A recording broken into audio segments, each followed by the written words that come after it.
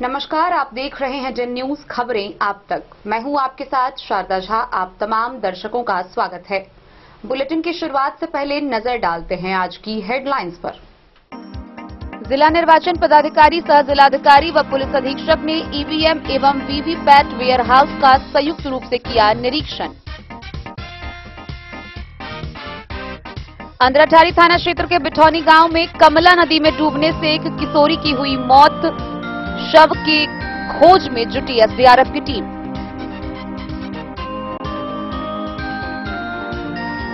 हरलाखी प्रखंड का उमगांव बना है अवैध नर्सिंग होम का हब। पिछले 5 वर्षों से 1 दर्जन से अधिक जच्चा बच्चा की हो चुकी है मौत। जांच में पहुंचे अधिकारी, फरार हुए डॉक्टर। जयनगर थाना में अंचलाधिकारी राजीव रंजन व थानाध्यक्ष डीएसपी आशुतोष रंजन ने जमीनी संबंधित मामलों का किया निष्पादन। मधवापुर थाना पर जमीनी विवाद निराकरण को लगा जनता दरबार। एक भी मामले का नहीं हुआ निष्पादन।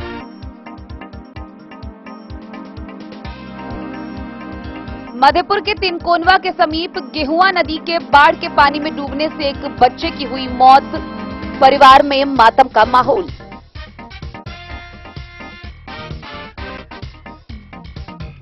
एसएनसीयू के स्वास्थ्य कर्मियों को दिया गया प्रशिक्षण। नेतृत्व क्षमता और कौशल विकास में होगा निखार।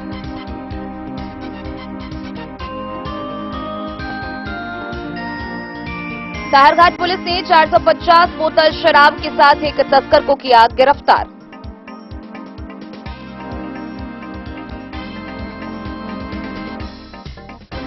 छह सितंबर को एक ही दिन मनाया जाएगा श्री कृष्ण जन्माष्टमी एवं चहल्लुम पर्व। विधि व्यवस्था संधारण को लेकर डीएम व एसपी ने की संयुक्त बैठक।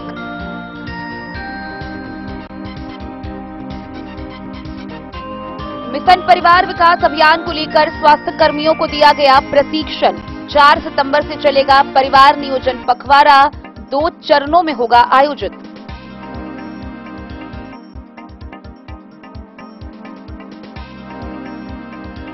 जयनगर के प्रखंड शिक्षा पदाधिकारी ने बरकुरबा मंडल टोल स्थित नया प्राथमिक विद्यालय को भीसा टोल में किया स्थानांतरित। लोगों में आक्रोश।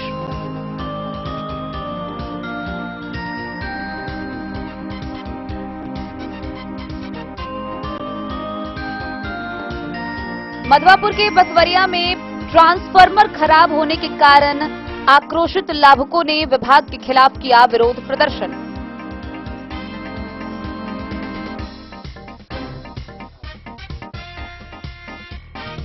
और मधेपुर के लक्ष्मीपुर चौक के समीप प्रखंड के सभी पंचायत के सरपंचों की हुई बैठक। अपने अधिकार के लिए सभी प्रखंड के सरपंच 5 सितंबर को करेंगे धरना प्रदर्शन।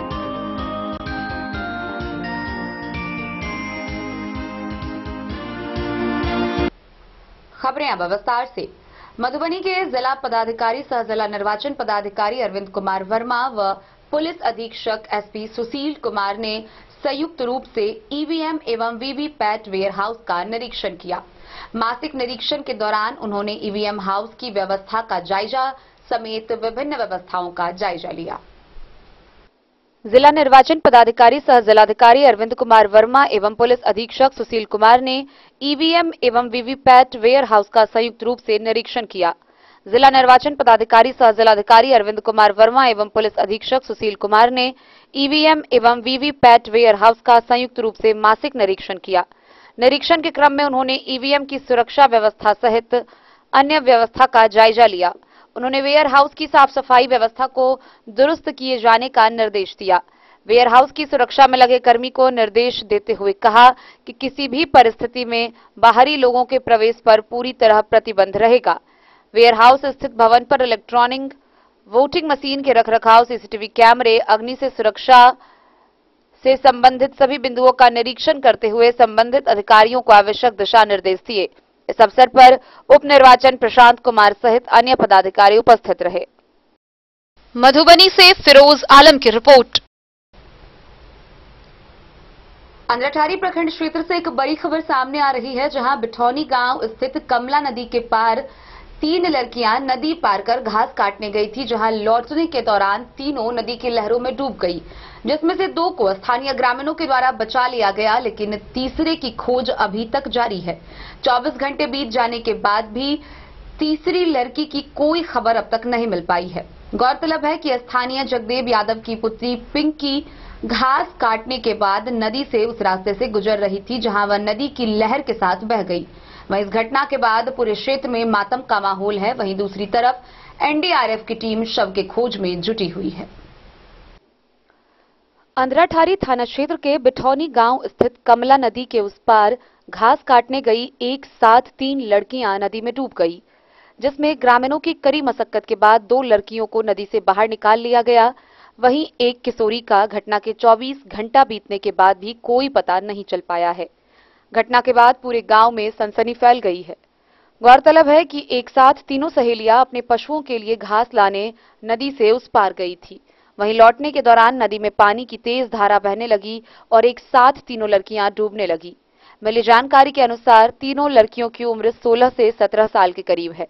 मुखिया संतोष ठाकुर ने कहा कि पंचानंद ठाकुर की पुत्री खुशबू और सत्यनारायण यादव की पुत्री अंजलि को ग्रामीणों ने नदी से किसी तरह सुरक्षित बाहर निकाल लिया है। वहीं जगदेव यादव की पुत्री पिंकी कुमारी का अब तक कोई अता पता नहीं चल पाया है। हालांकि शनिवार सुबह से एनडीआरएफ की टीम के द्वारा खोजबीन जारी है, लेकिन उन्हें सफलता नहीं मिली है। इधर घटना के बाद लोगों में भारी आक्रोश व्याप्त है। रत्नाकर झा सहित ग्रामीणों ने कहा कि करीब 80 से 90% बिठौनी ग्राम वासियों का खेत व जमीन कमला नदी के उस पार है। हर साल इस माह में इस नदी में यह घटना होती है और लोगों की जान जा रही है, लेकिन कुंभकर्णी निद्रा में सोए हुए सरकार या विभाग द्वारा कोई पहल नहीं की जा रही है, जबकि नदी के उस पार जाने के लिए पुल की मांग लोगों के द्वारा वर्षों से किया जा रहा है।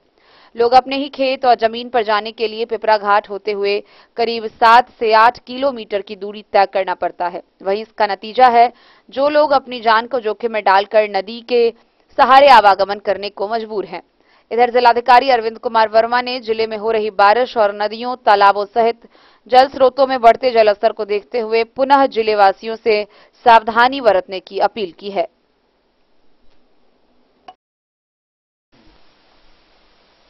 अंधराठारी से बिंदेश्वर चौधरी की रिपोर्ट। हरलाखी प्रखंड से आए दिन अवैध नर्सिंग होम की खबरें सामने आती रहती है। गौरतलब है कि हरलाखी प्रखंड का उमगांव अवैध नर्सिंग होम का हब बन गया है। अगर पिछले 5 सालों पर नजर डालें तो आप पाएंगे कि दर्जनों से अधिक जच्चा बच्चा की मौत अवैध नर्सिंग होम संचालन के कारण हुई है। वहीं इसके निरीक्षण को लेकर अधिकारियों की टीम उमगांव पहुंची, जहां अधिकारियों के पहुंचते ही उमगांव में संचालित कई अवैध नर्सिंग होम के संचालक बैनर के साथ नर्सिंग होम बंद कर फरार पाए गए। कई डॉक्टर फरार हो गए। कई क्लिनिकों पर डॉक्टर नहीं मिले। हालांकि ऑपरेशन के बाद भर्ती मरीज वहां पाए गए। मधुबनी जिला के हरलाखी प्रखंड मुख्यालय के उमगांव में स्वास्थ्य विभाग द्वारा गठित धावा दल टीम के पहुंचने की सूचना मिलते ही बड़े बड़े डॉक्टरों के बैनर लगाए क्लिनिक देखते ही देखते बंद हो गई, जिस कारण निजी क्लिनिक में इलाज करा रहे मरीज भौचक्क रह गए और कई घंटे तक मरीजों को परेशानी भी हुई।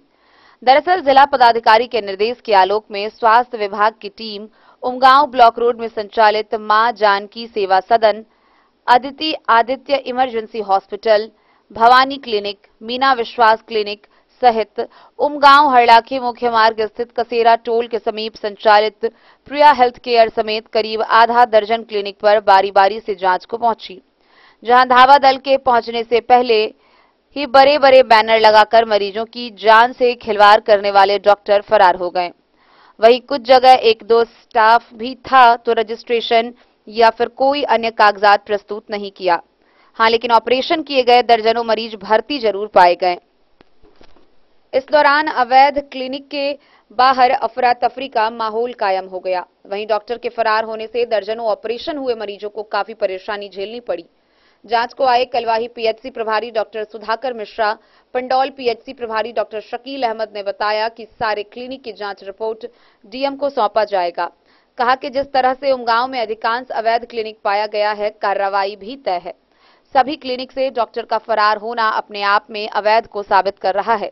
गौरतलब है कि हरलाखी प्रखंड के उमगांव अवैध नर्सिंग होम अथवा क्लिनिक का हब बना हुआ है, जहां बीते 5 वर्षों में 1 दर्जन से अधिक अवैध नर्सिंग होम संचालित है। इतना ही नहीं, इन नर्सिंग होम में 5 वर्षों से दर्जन भर से अधिक जच्चा बच्चा की मौत हो चुकी है। फिर डॉक्टरों की लापरवाही से मौत होने के बाद परिजनों को मुआवजा देकर मामले को रफा दफा कर दिया जाता है। वहीं कसेरा में एक निजी हॉस्पिटल से कुछ ही दूरी पर कई बार मित्रावस्था में नवजात शिशु को देखा गया है। हैरत की बात यह है कि उमगांव सीएचसी प्रभारी को सब पता होते हुए भी मूक दर्शक बने हुए हैं। इतना ही नहीं, इससे पहले भी जांच अवैध रूप से संचालित नर्सिंग होम का पड़ताल हुआ था, लेकिन किसी भी क्लिनिक संचालक पर कार्रवाई नहीं होगा। विभागीय पदाधिकारियों पर सवालिया निशान खड़े हो रहे हैं। बहरहाल देखना होगा कि इस बार की जांच में कितने अवैध नर्सिंग होम के खिलाफ कार्रवाई होती है। जांच टीम में BMO Kalwahi Chandra Mohan Kumar, BHM Kalwahi Prabhat Kumar, HM Pandaul Girish Jha, Deepak Kumar सहित अन्य लोग मौजूद थे। ऑपरेशन हुआ है, ओटी बंद के हुआ है, रजिस्ट्रेशन है नहीं, अवैध है एकदम। देखिए, हम लोग अभी अदिति इमरजेंसी हॉस्पिटल में आए हुए हैं, लेकिन जब इसका इंस्पेक्शन हुआ सबसे पहले इनका कोई रजिस्ट्रेशन नहीं है। रजिस्ट्रेशन तो है ही नहीं, साथ साथ जो है कोई भी स्वास्थ्य कर्मी यहाँ पे नहीं है। जैसे डॉक्टर हो, एएनएम हो, पैरामेडिकल स्टाफ हो, कोई का कोई नहीं है। बता रहे हैं कोई दिल्ली गए हैं, कोई कहीं गए हैं, जबकि इनके पास देख रहा हूँ कि ऑक्सीजन का भी बहुत सारा ढेर सारा सप्लाई है। ऐसा लग रहा है कि ये हॉस्पिटल फुल फ्लेज चल रहा है, लेकिन फिलहाल जो फैसिलिटी, जो सुविधा के नाम पे जो सेवा प्रदाता होता है, डॉक्टर, पैरामेडिकल स्टाफ, नर्स, कुछ नहीं। एक रूम ऑपरेशन थिएटर लग रहा है, जिसको मैं बार बार कह रहा हूँ कि खोल के दिखलाइए। इनके द्वारा कहा जा रहा है कि चाबी नहीं है। एक पेशेंट है जिसका सीजेरियन से प्रसव हुआ, वो पेशेंट है, कहाँ के पेशेंट है भाई? हिसार, रागिनी देवी हिसार, जिनका 4 रोज पहले ऑपरेशन हुआ है सीजेरियन से। लेकिन यहाँ पे जो उपस्थित 1-2 कंपाउंडर है, वो न डॉक्टर का नाम बताते हैं, किसने किया किसी का नाम बताते हैं। बता दीजिए, जब हम लोग किए थे तब इसमें स्टार्टिंग रजिस्टर जो होता है उस पर इनका नाम ही नहीं है, बल्कि हम लोगों के आने के बाद जो है हम लोग उधर गया तब ये चला है। इससे ये लगता ही है कि ये कम्प्लीटली अवैध चल रहा है और इस पर कार्रवाई होना निश्चित है। हम लोग सिविल सर्जन महोदय को सौंपेंगे और कार्रवाई होना एकदम निश्चित है। क्या सर, आपकी सूचना मिलते ही यहाँ के डॉक्टर और संस्थापक फरार हो गए हैं? देखिए, सूचना तो किसी न किसी माध्यम से मिल ही जाती है। अब वो फरार हो गए कि वाकई नहीं है। अगर जो भी डॉक्टर अगर रहेंगे या पैरामेडिकल स्टाफ रहेंगे तो वो फरार क्यों होंगे? तो और रहेंगे ना, वो तो और रहेंगे कि भाई जिला से आ रहे हैं, हम लोग भेंट करेंगे, मुलाकात करेंगे। तो और कहीं जाना भी रहेगा तो वो प्रोग्राम कैंसिल करके वो रहेंगे। अवैध नर्सिंग, अगर वो फिरार हो गए, इसका मतलब ये है कि कहीं न कहीं गड़बड़ी है, इसलिए फिरार हो गए। ठीक है सर। अच्छा, अगर ऐसी स्थिति में अगर किसी की जान जाती है, इसके जिम्मेदार कौन होंगे सर? यहाँ अगर किसी की जान जाती है, अच्छा, कहीं से न कहीं सर, यहाँ जो कहीं से न जो एक्शन ले, अच्छा, यहाँ कहीं से न कहीं से आपको क्या लगा कि गलत साबित है, या मतलब पूरी तरह से क्या लगा सर? देखिए, क्योंकि जांच में कोई कागज दिया नहीं गया, इसलिए अभी हम इतना जल्दी कह नहीं सकते हैं। लेकिन कम से कम इतना तो रहना चाहिए ना कि कम से कम जो रोस्टर में डॉक्टर और स्टाफ है उनका रहना जरूरी है। और जिस तरह के मरीज है, जिस तरह के मरीज है, तो उसको अवैध ही फिलहाल समझेंगे। अच्छा, बाकी बात तो पेपर दिखलाने के बाद। और जिस तरह की यहाँ मरीज जो भर्ती है, उस पर सर अगर किसी तरह की आफत आ जाए तो उसमें आप लोगों ने जांच देखे हैं, क्या लगा उसमें मरीजों में कितना? जो मरीज जो ऑपरेशन के पोस्ट ऑपरेटिव में यहाँ भर्ती है, उसके लिए तो एक डॉक्टर, मिनिमम एक डॉक्टर होना जरूरी है। तब इसके साथ क्या इमरजेंसी हो जाए कहना मुश्किल है, इसलिए एक डॉक्टर का रहना एकदम जरूरी है। साथ साथ एएनएम का जांच की जाए। हम लोग तो यहाँ आए तो देख रहे हैं ना कोई डॉक्टर है, ना कोई मैनेजर है। फरार हो गए सभी। हाँ, तभी फरार हो गए। आपके आते ये 2 आदमी थे तो वो तो चले गए, बोले बुला के लाते हैं। यहाँ कोई नर्स नहीं है, कोई पैरामेडिकल स्टाफ भी नहीं है, कोई डॉक्टर साहब भी नहीं है। जबकि नीचे हमने देखा कि हर तरह का सुविधा कहने में नहीं रखा है। देखा भी हमने, ड्यूटी चल रहा है इनका, ICU चल रहा है, लेबर रूम चल रहा है, बट डॉक्टर स्टाफ के नाम पे यहाँ पे कोई नहीं है। हम लोग इंतजार कर रहे हैं लगभग। क्या कुछ सूचना वगैरह मिली थी? नहीं, हम लोगों को सूचना इन जनरल सारे हालाकी में जितने भी नर्सिंग होम, अल्ट्रासाउंड, पैथोलॉजी है, सबका जांच करना है। ये जिला पदाधिकारी महोदय का ये आदेश है। इसके आलोक में सिविल सर्जन महोदय के पत्र के अंतर्गत हम लोग आए। अरे तो कितना नहीं, ये पहला ही है, कुछ लेट हो गया, गाड़ी खराब हो गई रास्ते में, इसकी वजह। हरलाखी से संजय राउत की रिपोर्ट।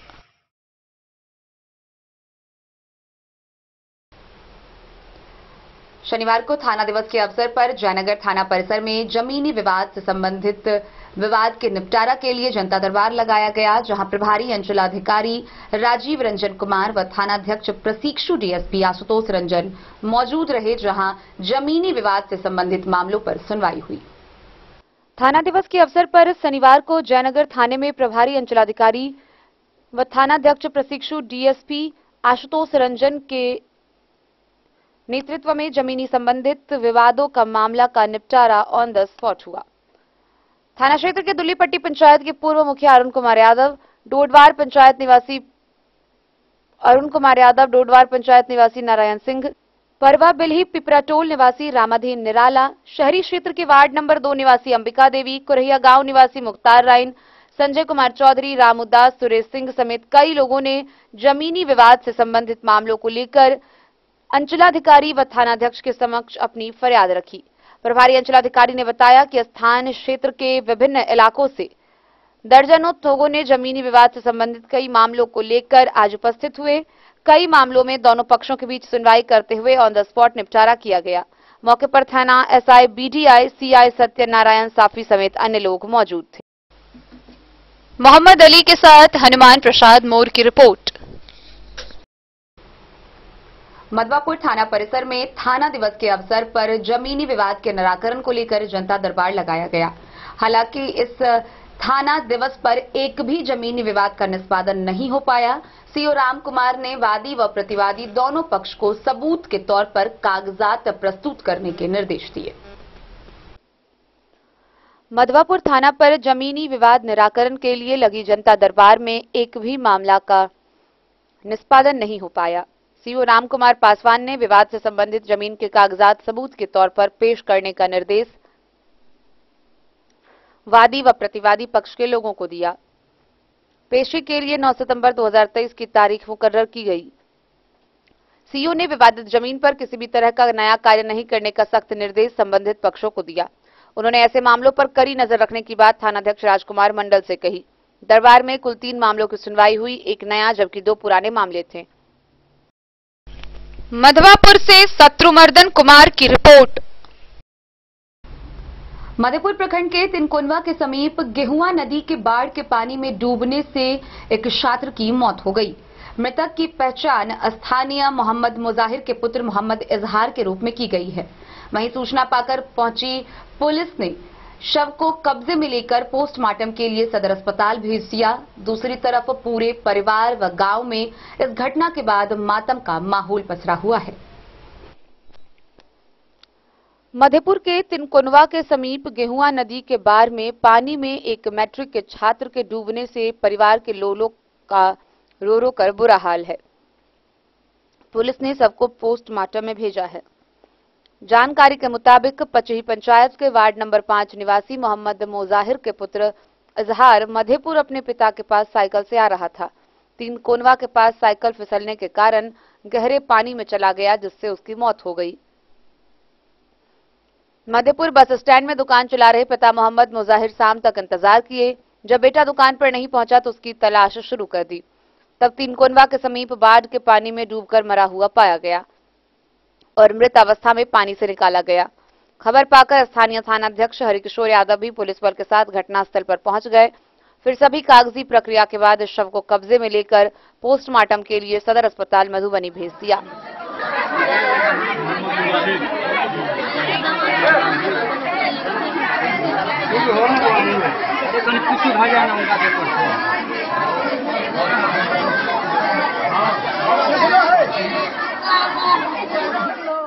मधेपुर से नूर मोहम्मद कासमी की रिपोर्ट।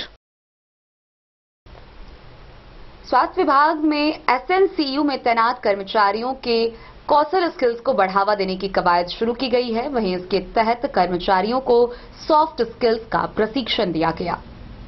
स्वास्थ्य विभाग के एसएनसीयू में तैनात कर्मचारियों की नेतृत्व क्षमता और कौशल विकास को निखारने की कवायद शुरू हो गई है। कार्यरत फार्मासिस्ट, स्टाफ नर्स, लैब टेक्नीशियनों को क्लिनिकल स्किल्स के साथ ही सॉफ्ट स्किल्स के लिए भी विशेष प्रशिक्षण दिया गया। प्रशिक्षण में टीम वर्क, संचालन, समय प्रबंधन आदि जैसे सॉफ्ट स्किल्स पर चर्चा की गई, जिसमें एसएनसीयू के सभी कर्मचारी मौजूद थे। प्रभारी दीपमाला मौजूद थी। सभी ने सॉफ्ट स्किल्स और इसके महत्व के बारे में चर्चा की। कर्मचारियों को एक वीडियो दिखाया गया जिसमें दिखाया गया कि एक टीम के लिए नेतृत्व प्रारंभ करना और टीम वर्क कितना महत्वपूर्ण है। कर्मचारी वर्कशॉप से बेहद खुश नजर आए और सत्र में उन्होंने उन चुनौतियों पर खुलकर चर्चा की।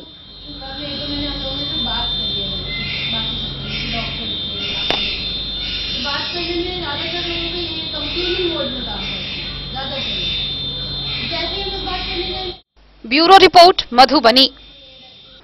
खबरों का सिलसिला जारी रहेगा। जल्दी लौटेंगे एक छोटे से ब्रेक के बाद। आप बने रहिए हमारे साथ। समाधान रेडीमेड एवं साड़ी शोरूम, फैशन भी, गारंटी भी, डिजाइनों के कलेक्शन भी। मधुबनी में कपड़ों के विश्वसनीय प्रतिष्ठानों में से एक समाधान रेडीमेड एवं साड़ी शोरूम, जहां आप पाएंगे लक्ष्मीपति, सुभाष, विशाल, अनुश्री समेत हर तरह की साड़ी, सिल्क साड़ी और बनारसी साड़ी, हैंडवर्क साड़ी और फैंसी साड़ी, साथ ही आकर्षक डिजाइनों में लहंगा, चुनरी भी। सभी ब्रांडेड कपड़ा यहाँ उपलब्ध है।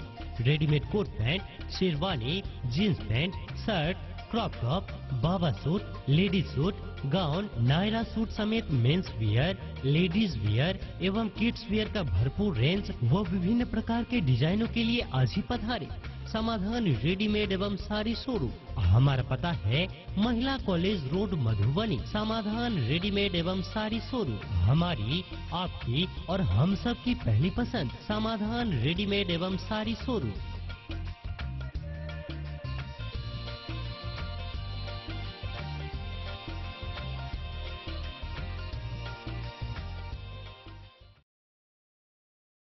ट्विंडर्म क्रीम दाद, खाज, खुजली, एलर्जी, एक्जिमा, स्किन एलर्जी समेत विभिन्न त्वचा संबंधित रोगों में लाभदायक। Twinderm cream marketed by Aeronix health care. तो किसी भी प्रकार के त्वचा रोग से है परेशान तो ट्विंडर्म क्रीम है सबका समाधान। जिले के सभी दवा दुकान में उपलब्ध ट्विंडर्म क्रीम। ट्विंडर्म क्रीम, ट्विंडर्म क्रीम दाद, खाज, खुजली, एलर्जी, एक्जिमा, स्किन एलर्जी समेत विभिन्न त्वचा संबंधित रोगों में लाभदायक। Twinderm cream marketed by Aeronix health care. तो किसी भी प्रकार के त्वचा रोग से हैं परेशान तो ट्विंडर्म क्रीम है सबका समाधान। मधुबनी जिला के हर दवा दुकान में उपलब्ध ट्विंडर्म क्रीम। ज्वेलरी हाउस स्वर्णश्री, सोने की शुद्धता मापने वाला यंत्र कैरेटोमीटर यहाँ उपलब्ध है, क्योंकि सोने की शुद्धता और आपके विश्वास के साथ कोई समझौता नहीं। रत्न, सोना व चांदी के हर तरह के आभूषणों के लिए एक बार अवश्य आएं। लाइट वेट व बेहतरीन कारीगरी वाले गहनों का अनूठा संगम। आपका भरोसा ही है हमारी पूंजी। बिना किसी मिलावट व पूरी शुद्धता के साथ हॉलमार्क गहने आपको देना हमारा परम कर्तव्य। तो देर किस बात की, अपने मनपसंद गहनों की खरीदारी के लिए आज ही आए। पता याद रखें, ज्वेलरी हाउस स्वर्णश्री, बड़ा बाजार, मधुबनी। बेहतरीन साड़ियों एवं रेडीमेड कपड़ों का अनूठा संगम, बॉम्बे फैशन। शादी हो या कोई त्योहार, हर तरह के खास आयोजन में आपको पसंद आएंगी यहाँ के डिजाइनर कामदार एवं बेहतरीन साड़ियाँ। यानी अगर आप चाहते हैं सभी प्रकार की कामदार फैंसी बनारसी प्योर सिल्क सूती साड़ियाँ, सलवार सूट और लहंगा चुन्नी, तो सोचने की जरूरत नहीं, आए बॉम्बे फैशन। हम रखते हैं आपकी पसंद का ख्याल। शर्टिंग, सूटिंग एवं ब्रांडेड रेडीमेड कपड़े भी मिलेंगे आपको उचित मूल्य पर। यही नहीं, बच्चों के कपड़े बाजार से कम कीमत पर यानी होलसेल रेट पर प्राप्त करें। पता याद रखें, बॉम्बे साहरघाट थाना की पुलिस ने पेहवारा में कार्रवाई करते हुए 450 बोतल नेपाली शराब के साथ एक तस्कर को गिरफ्तार किया।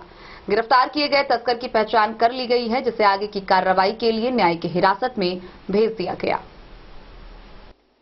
सुरक्षा अधिकारियों ने नेपाली शराब के स्टॉक के साथ पिहवारा से एक धंधेबाज को गिरफ्तार कर लिया। इस मामले से संबंधित शराब की बोतलें जब्त कर ली गई है। बरामद शराब की बोतलों की संख्या 450 बताई गई है। गिरफ्तारी और बरामदगी की कार्रवाई साहरघाट पुलिस ने की। मौके पर मौजूद सहायक police sub inspector Anil Kumar Singh ने बताया कि गुप्त सूचना के आधार पर यह कार्रवाई की गई है। एक बगीचे में शराब की बोतलें स्टोर कर रखी गई थी। आरोपी का नाम संजीव पंडित है। उसका घर पेहवारा गांव में ही है। थानाध्यक्ष धर्मेंद्र कुमार ने बताया कि पकड़े गए आरोपी के खिलाफ एफआईआर दर्ज कर उसे न्यायिक हिरासत में मधुबनी भेज दिया गया। मधवापुर से शत्रुमर्दन कुमार की रिपोर्ट। आगामी 6 सितंबर को श्री कृष्ण जन्माष्टमी पर्व है, जिसको लेकर जिले भर में तैयारियां जोर शोर से चल रही है। वहीं दूसरी तरफ इसी दिन 6 सितंबर को चहल्लुम पर्व भी है, जिसको लेकर तैयारी जारी है। इसी बीच जन्माष्टमी व चहल्लुम पर्व के दौरान विधि व्यवस्था संधारण को लेकर मधुबनी के जिला पदाधिकारी अरविंद कुमार वर्मा व पुलिस अधीक्षक सुशील कुमार ने संयुक्त रूप से बैठक कर कई अहम दिशा निर्देश निर्गत किए।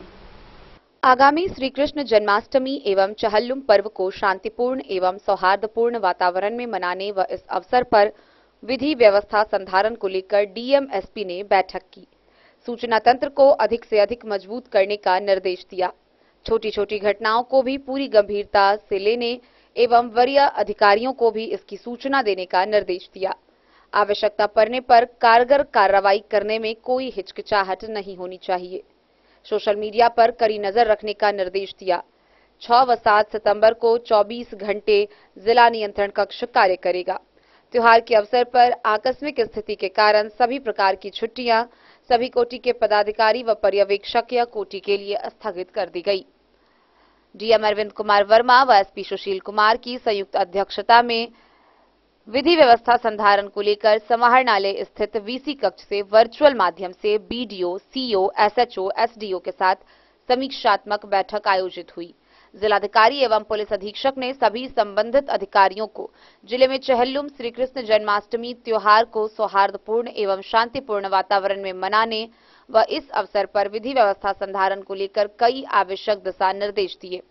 जिलाधिकारी ने बताया कि चहल्लुम एवं श्री कृष्ण जन्माष्टमी 6 सितंबर 2023 को एक ही दिन मनाए जाने की संभावना है। उन्होंने अधिकारियों से कहा कि दोनों त्योहार का एक ही दिन पड़ने के कारण जिले में विधि व्यवस्था संधारण हेतु विशेष प्रशासनिक सतर्कता अपेक्षित है। डीएम व एसपी ने कहा कि सभी अंचलाधिकारी, प्रखंड विकास पदाधिकारी, थानाध्यक्ष सभी संवेदनशील स्थानों का भ्रमण कर लेंगे तथा स्थिति की समीक्षा कर आवश्यकता पड़ने पर निरोधात्मक कार्रवाई करेंगे। खासकर असामाजिक तत्वों की गतिविधि पर विशेष निगरानी रखेंगे व उनके विरुद्ध कड़ी कार्रवाई समय से पूर्व करेंगे, जिससे विधि व्यवस्था बिगड़ नहीं पाए। उन्होंने विसर्जन के समय विसर्जन के मांगों पर विशेष सतर्कता बरतने का निर्देश दिया। साथ ही इस तरह के बड़े आयोजनों के लिए अनुज्ञप्ति प्राप्त किए बिना आयोजनों की स्वीकृति नहीं देने हेतु निर्देशित किया गया। Bureau report, Madhubani. स्वास्थ्य विभाग के द्वारा आगामी 4 सितंबर से मिशन परिवार विकास अभियान के तहत अभियान का आयोजन किया जाएगा। गौरतलब है कि 2 चरणों में परिवार नियोजन पखवाड़ा का आयोजन किया जाएगा, जो 4 सितंबर से आयोजित होगी। वहीं इसको लेकर कर्मचारियों को प्रशिक्षण दिया गया। परिवार नियोजन के साधनों के इस्तेमाल और इसे लेकर जागरूकता फैलाने का काम सरकार व स्वास्थ्य विभाग द्वारा निरंतर किया जा रहा है। इसी क्रम में जिले में 4 सितंबर से मिशन परिवार विकास अभियान के तहत परिवार नियोजन पखवाड़ा का शुभारंभ होगा, जिसके सफल क्रियान्वयन के लिए जरूरी तैयारी शुरू कर दी गई है। इस संदर्भ में शनिवार को पैरामेडिकल इंस्टीट्यूट रामपट्टी में जिले के सभी प्रखंड के MOIC, BHM, BCM को 1 दिवसीय प्रशिक्षण दिया गया। Civil surgeon doctor Naresh Kumar Bhimsaria ने बताया कि पखवाड़ा 2 चरणों में आयोजित होगा, जिसका 26 सितंबर को समापन होगा।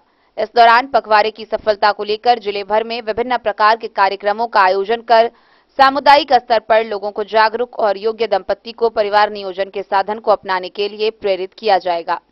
वहीं पखवाड़े के सफल संचालन सुनिश्चित करने को लेकर आशा आंगनबाड़ी सेविका, जीविका दीदी, विकास मित्र की सहयोग लिया जाएगा। पखवाड़े के दौरान ई-रिक्शा के माध्यम से जिले भर में जागरूकता अभियान चलाया जाएगा, जिसके माध्यम से जिले के सभी प्रखंडों में एक-एक गांव से लेकर टोले मोहल्ले तक परिवार नियोजन का संदेश पहुंचाया जाएगा और सामुदायिक स्तर पर लोगों को जागरूक किया जाएगा। इस दौरान परिवार नियोजन के साधन को अपनाने से होने वाले फायदे समेत अन्य आवश्यक जानकारी भी दी जाएगी। ACMO डॉक्टर RK सिंह ने बताया कि जागरूकता अभियान के दौरान लोगों को अस्थायी एवं अस्थायी परिवार नियोजन की जानकारी दी जाएगी। Bureau report, Madhubani. शिक्षा विभाग के अपर मुख्य सचिव KK पाठक के नए फरमान के बाद शिक्षा विभाग इन दिनों चर्चा का मुख्य विषय बना हुआ है। शिक्षकों की कई परेशानियां सामने देखने को मिल रही है। इन सब में सबसे बड़ी बात यह है कि नियमों को लागू करने से पहले यह जांच कर लेनी चाहिए कि यह नियम कितना सफल होगा पाएगा, विद्यालय में किस प्रकार की सुविधाएं दी गई है। ताजा मामला जयनगर प्रखंड का है, जहां जयनगर प्रखंड के दुल्लीपट्टी पंचायत के वार्ड 10 में स्थित बरकुरबा मंडल टोल के नया प्राथमिक विद्यालय को 15 वर्ष बीत जाने के बाद भी आज तक अपना भवन नसीब नहीं हो पाया और ऐसे में प्रखंड शिक्षा पदाधिकारी ने नया आदेश जारी करते हुए इस विद्यालय को भीसा टोल के विद्यालय में स्थानांतरित कर दिया है। अब ऐसे में वर्ग 1 से 5 तक के बच्चों के लिए यह बड़ी मुश्किल खड़ी हो गई है कि वह 3 से 4 किलोमीटर का रास्ता तय करके दूसरे विद्यालय जाएंगे। आइए हम आपको विस्तार से दिखाते हैं क्या है ये पूरा मामला। शिक्षा विभाग की लापरवाही के कारण जयनगर प्रखंड के दुल्लीपट्टी पंचायत के वार्ड नंबर 10 बरकुरबा मंडल टोल स्थित नया प्राथमिक विद्यालय को 15 वर्षों के बाद भी अपना भवन नसीब नहीं हुआ। शिक्षा विभाग के अपर मुख्य सचिव KK पाठक के द्वारा प्रतिदिन जारी निर्देश पर प्रखंड शिक्षा पदाधिकारी ने आनन फानन में पंचायत के भीसा टोल स्थित प्राथमिक विद्यालय में स्थानांतरण कर दिया। शिक्षक उपस्थित, बच्चे अनुपस्थित रहते हैं। अभिभावकों की माने तो गांव में विद्यालय रहने पर पठन पाठन के लिए बच्चे स्कूल जाते थे। 3 किलोमीटर दूर भीसा टोल स्थित विद्यालय में स्थानांतरण किए जाने से अभिभावक अपने बच्चों को लंबी दूरी और सुरक्षा को लेकर विद्यालय नहीं भेज रहे हैं, जिस कारण सैकड़ों बच्चों का भविष्य अंधकार में है। हालांकि शिक्षा पदाधिकारी के मुताबिक कोई गलत ढंग से मनमानी करे ये न्यायोचित नहीं है। उनके हिसाब से उनके संज्ञान में आया और उन्होंने कार्रवाई करते हुए नजदीक के विद्यालय में स्थानांतरित कर दिया। लेकिन सवाल यह उठता है कि शिक्षा पदाधिकारी के कार्यकाल में कई महीनों तक ऐसी व्यवस्था रही और जांच करने स्थल पर कई अधिकारी गए, तब सभी अधिकारियों को अच्छा लग रहा था। ऐसी व्यवस्था शिक्षा पदाधिकारी को अच्छी लग रही थी। आखिर किन परिस्थितियों में ऐसी कार्रवाई की गई?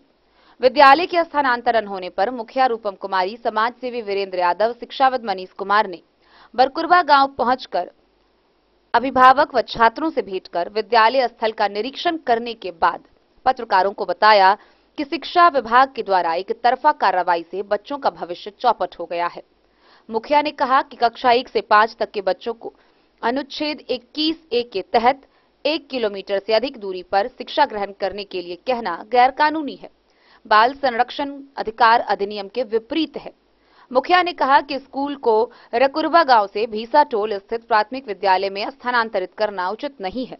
बच्चे गांव से यहां तक 3 किलोमीटर की दूरी तय नहीं कर सकते हैं, जब भीसा टोल स्कूल में भवन का अभाव है, जहां लगभग 300 छात्र नामांकित है। इस मामले को लेकर अभिभावकों द्वारा लिखे पत्र को संज्ञान में लेकर पंचायत सचिव को जांच के लिए दिया गया है।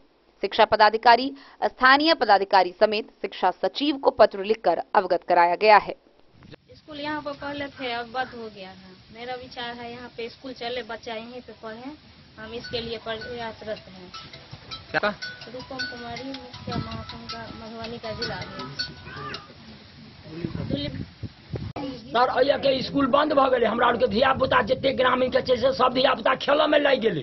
अइया के मास्टर कहे भैया नहीं पढ़े, वो मास्टर भीसा पर कहे पड़त, हमरा के धिया पुता भीसा टोल नहीं जा सके छे। सब धिया पुता स्कूल बंद कर देल के ठिमा। तो भीसा टोल अगर बोल रहा जाने के लिए तो किस कारण वहाँ नहीं जा रहा है? यहाँ से 4 किलो 5 किलोमीटर हमारा धिया पुता कोई ठोकरे लग जाएगा, कोई मर जाएगा, कोई कच्ची रास्ता में कौन जाएगा सर वहाँ पढ़ने का लिए? सर कोई नहीं जा रहा है कोई धिया पुता। शोभित मंडल जितना भी नवसृजित विद्यालय है जिसके पास भूमि नहीं है, अगर भूमि नहीं है तो भवन नहीं होगा, तो विभाग के आदेश के आलोक में भवन वाले नजदीक के भवन वाले विद्यालय में उसको शिफ्ट कर देना है तत्काल। जब भूमि उपलब्ध होगी तो वहाँ उसका अपना भवन बनेगा, तो विद्यालय स्वतः वहाँ चलेगा। स्कूल पहले चले छले आया बंद हो गया। हमारा सुन के बच्चा 3-4 किलोमीटर है घिसा, वो तो नहीं जा सकते, वो तो बच्चा कोई उठा लेते, हमारे बच्चा के कोई ठोकर लगा देते तो केना होते? ये स्कूल बनक चाहिए। पुकारी देवी स्कूल का तो जमीन 2009 में यहाँ मिला हुआ है। यहाँ के दाता है सूर्य नारायण महतो जी, जमीन दिए हुए हैं 2.5 कट्ठा राज्यपाल के नाम से लिखे 2009 में। लेकिन यहाँ अभी तक इस शिक्षा विभाग BRC की लापरवाही से उसमें जो भी 2-4 दलाल टाइप के जो टीचर शिक्षक रहते हैं, वो लोग चाहते हैं कि ब्लॉक भी हम ही देखें, BRC हम ही चलाएं, अनुमंडल हम ही चलाएं। उसी सब के चलते यहाँ का कोई रिपोर्ट भेजता ही नहीं है ये लोग कि यहाँ क्या अभाव है स्कूल में, क्या नहीं है। इसीलिए ये लोग यहाँ स्कूल अभी तक नहीं बन पाया। इसलिए इस बीच में पता चला हम लोगों को यहाँ के ग्रामीण दिए आवेदन कि यहाँ स्कूल बंद हो गया है मुखिया जी। तो हम बोले कि ठीक है, तो आवेदन दिए, तो हम इसको जांच के लिए पंचायत सेवक को बोले। पंचायत सेवक ने जांच किया, तो यहाँ पंचायत में जांच करके दिए। उसके बाद यहाँ हम आज मेरा स्कूल में क्या कहते हैं, हम लोगों का हड़ताल चल रहा था 16 से 31 तक। आज मैंने यहाँ आकर के यहाँ के आदमी से समझे सब बात। यहाँ प्रॉब्लम सही में ही है। यहाँ से 3-4 किलोमीटर भीसा स्कूल है, प्राथमिक विद्यालय। यहाँ से बच्चा जाएगा, एक्सीडेंट हो जाएगा, कहीं नदी नाली में डूब जाएगा, गर्मी है, लू लग जाएगा, क्या कर पाएगा बच्चा लोग? वहाँ रास्ता में रोड है, बच्चा कैसे चल पाएगा 4 किलोमीटर? 1 से 5 तक के विद्यार्थी का उम्र ही होता है, बहुत से बहुत 5 साल से लेकर के 10 से 11 तक बच्चा एक्सीडेंट हो, बड़ा बड़ा आदमी को एक्सीडेंट। वहाँ भी स्कूल जो चल रहा है वहाँ भी बच्चा लोग तो है ही, वहाँ तो अपने आप स्कूल का अभाव है। 2 रूम में 5 क्लास का चल रहा है, 250-300 विद्यार्थी वहाँ भी है। क्या मांग यही करते हैं कि शिक्षा विभाग या शिक्षा के जो भी पदाधिकारी हैं, जिला से लेकर के स्टेट तक, मंत्री जी को भी मैं चाहते हैं कि यहाँ का जो भी धरातल पे स्थिति है, यहाँ का सही से रिपोर्टिंग करवाएं कि कहाँ क्या दिक्कत है। सब स्कूल में, इसी स्कूल की बात नहीं कर रहे हैं, हर स्कूल की बात कर रहे हैं। हर जगह कुछ न कुछ अभाव है। क्लास है 1 से 8 तक, रूम है 4 ठो, तो भाई पढ़ाई कैसे चलेगा?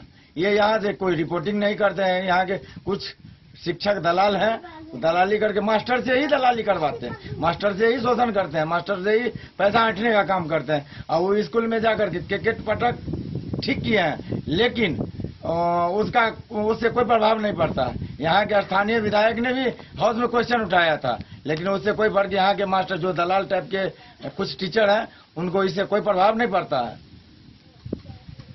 मांग रखते हैं कि यहाँ स्कूल चले। मेरे इस पंचायत में, जिला में जहाँ भी जो प्रॉब्लम है उसका सुचारू रूप से काम हो, सही से जांच होकर रिपोर्ट जाए, तब रिपोर्ट होगा उसके बाद ही ना कुछ सरकार जो पैसा भेजेंगे, रिपोर्ट यहाँ से जाएगा। तो यहाँ के कुछ दलाल रिपोर्ट ही नहीं भेजते हैं, वो अपने मन से सब कुछ बता देते हैं। मेरा नाम वीरेंद्र यादव, समाज सेवी, दुल्लीपट्टी, पंचायत प्रतिनिधि, मुखिया प्रतिनिधि।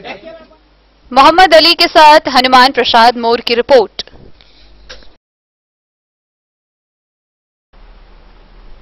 एक तो भीषण गर्मी और ऐसे में 1 से 2 सप्ताह तक लगातार बिजली का नहीं होना। हम बात कर रहे हैं मधवापुर प्रखंड के बसवरिया की, जहां पिछले 2 सप्ताह से ट्रांसफार्मर जलने के कारण खराब है और बिजली की सेवा पूरी तरह रुकी हुई है। लेकिन अब तक विभाग के द्वारा इस पर कोई कार्रवाई नहीं की गई है। अंत में थक हारकर आक्रोशित स्थानीय लोगों ने बिजली विभाग के खिलाफ जमकर धरना प्रदर्शन किया और सुधार की मांग की। भीषण गर्मी में बिजली की कमी होने से उपभोक्ताओं ने खराब ट्रांसफार्मर के पास बसवरिया में विभाग के खिलाफ विरोध प्रदर्शन किया। संबंधित अधिकारियों के खिलाफ नारेबाजी कर रहे लोगों ने बताया कि करीब 2 सप्ताह से वार्ड 10 और 11 में बिजली की सेवा बदहाल है। सैकड़ों परिवार में बिजली की हालत बदतर होने के लिए विभागीय अधिकारियों पर लापरवाही का आरोप विरोध जता रहे लोग लगा रहे थे। ग्रामीणों ने कहा कि शुक्रवार की रात ट्रांसफार्मर में आग लग गई थी। संयोग अच्छा था कि बड़ा हादसा टल गया। प्रदर्शनकारियों ने पावर सब स्टेशन के अधिकारियों पर कार्रवाई की मांग डीएम से की है। इस संबंध में पूछे जाने पर प्रभारी जेई पंकज कुमार ने कहा कि शनिवार की शाम तक नया ट्रांसफार्मर लग जाएगा। समस्या से विभाग को अवगत कराया जा चुका है। मधवापुर से शत्रुमर्दन कुमार की रिपोर्ट। मधेपुर प्रखंड के लक्ष्मीपुर चौक के समीप प्रखंड के सभी पंचायतों के सरपंच व पंच की बैठक का आयोजन किया गया। इस बैठक में सर्वसम्मति से निर्णय लिया गया कि पंच व सरपंच के अधिकारों के लिए आगामी 5 सितंबर को धरना प्रदर्शन किया जाएगा। संपूर्ण बिहार में 5 सितंबर को सभी प्रखंड में सरपंच पंच अपने अधिकार के लिए धरना प्रदर्शन करेंगे, जिसके लिए तैयारी जोरों पर चल रही है। धरना प्रदर्शन की सफलता को लेकर मधेपुर प्रखंड के लक्ष्मीपुर चौक के समीप प्रखंड अंतर्गत सभी पंचायत के सरपंच एवं सरपंच प्रतिनिधि की बैठक हुई, जिसमें सरपंच को पूर्ण अधिकार मिले, इसके लिए सरकार से धरना प्रदर्शन के माध्यम से अपनी प्रस्ताव पेश करेंगे। पूरे बिहार के सरपंच पंच संघ ने इस बात का संकल्प ले लिया है कि अपने पूर्ण अधिकार की लड़ाई लड़कर सफलता प्राप्त किए बगैर दम नहीं लेंगे। आज की बैठक के संबंध में जानकारी दीजिए। आज जो सरपंच, उप सरपंच और पंच लोगों की जो बैठक हुई, उस बैठक में प्रदेश से 5 सितंबर को हर प्रखंड में धरना प्रदर्शन कार्यक्रम सरपंच, उप सरपंच और पंच सबका होना है। उसी विषय को लेकर के आज सारे हम लोग मधेपुर प्रखंड के में जितने सरपंच, पंच और उप सरपंच सारे लोग जमा हुए।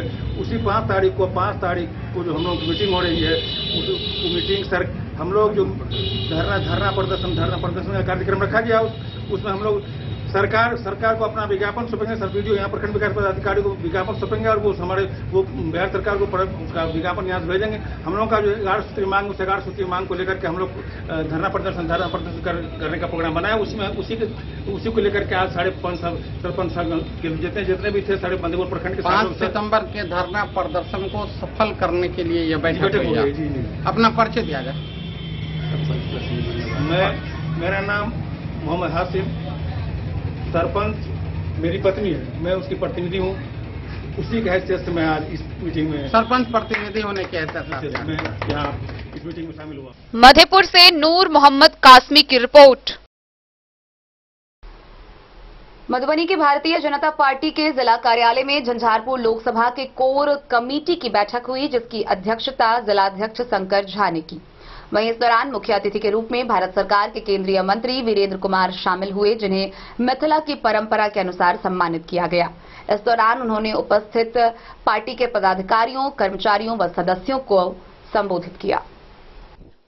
2 सितंबर को भारतीय जनता पार्टी जिला कार्यालय मधुबनी के सभागार में जिला अध्यक्ष शंकर झा की अध्यक्षता में झंझारपुर लोकसभा के कोर कमेटी की बैठक आयोजित की गई, जिसमें झंझारपुर लोकसभा अंतर्गत आने वाले तीनों विधानसभा राजनगर, बाबूबरही व खजौली के सभी मंडल अध्यक्षों के साथ विधानसभा कोर कमेटी के पदाधिकारी हुए शामिल।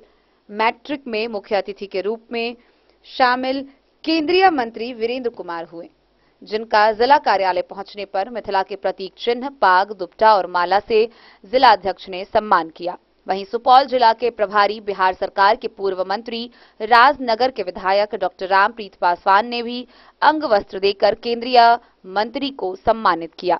इसके बाद केंद्रीय मंत्री सहित जिले के सभी पदाधिकारियों, कार्यकर्ताओं ने भारतीय जनता पार्टी के पंडित दीनदयाल उपाध्याय व श्यामा प्रसाद मुखर्जी के तैलचित्र पर पुष्पांजलि करते हुए उनके बताए हुए रास्ते पर चलने का संकल्प लिया। बैठक में मंत्री का बूथ सशक्तिकरण पर मुख्य नजर रहा। पदाधिकारियों को संबोधित करते हुए मंत्री ने बताया कि आगामी लोकसभा चुनाव में पूरे देश में जिस प्रकार से भारतीय जनता पार्टी की लहर दिखाई दे रही है, उस लहर को घर घर जाकर आम जनमानस को सम्मान देते हुए उनसे आग्रह करना है और उनसे समर्थन मांगना है। मधुबनी से फिरोज आलम की रिपोर्ट। खबरों का सिलसिला जारी रहेगा। जल्द ही लौटेंगे एक छोटे से ब्रेक के बाद। आप बने रहिए हमारे साथ।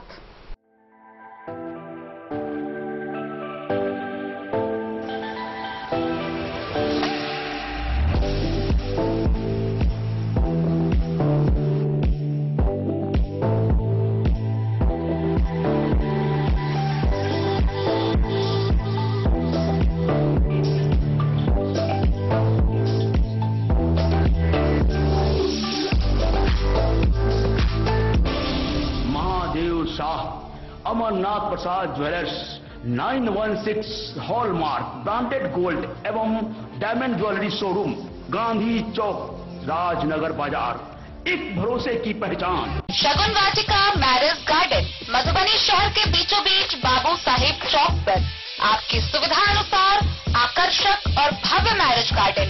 शगुन वाटिका विवाह भवन, रिंग सेरेमनी हो या हो शादी, छोटा बड़ा पारिवारिक समारोह हो या हो कोई उत्सव या पार्टी, शगुन वाटिका मैरिज गार्डन दे रहा है आपको सबसे बेहतरीन सेवा। बुकिंग के लिए संपर्क करें गणपति टेंट हाउस, पुराना LIC कैंपस, खादी भंडार, मधुबनी। संपर्क सूत्र 7903625254। के क्षेत्र में एक नया आयाम अब छोटे बच्चों के लिए भी आधुनिक सुविधाओं के साथ उपलब्ध। विवेकानंद मिशन विद्यापीठ जूनियर, जहां क्लास प्री नर्सरी से 5th स्टैंडर्ड तक के बच्चों का एडमिशन प्रारंभ है।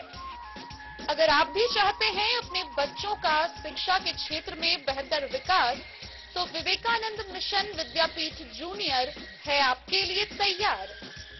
2.5 से 10 वर्षों के बच्चों के लिए आपको मिलेगा आधुनिक सुविधाओं के साथ एक बेहतर शिक्षा का माहौल। CBSE बेस्ड करिकुलम सिलेबस के साथ साथ स्टूडेंट्स होंगे art and craft, game and sports और कल्चरल एक्टिविटीज में अव्वल।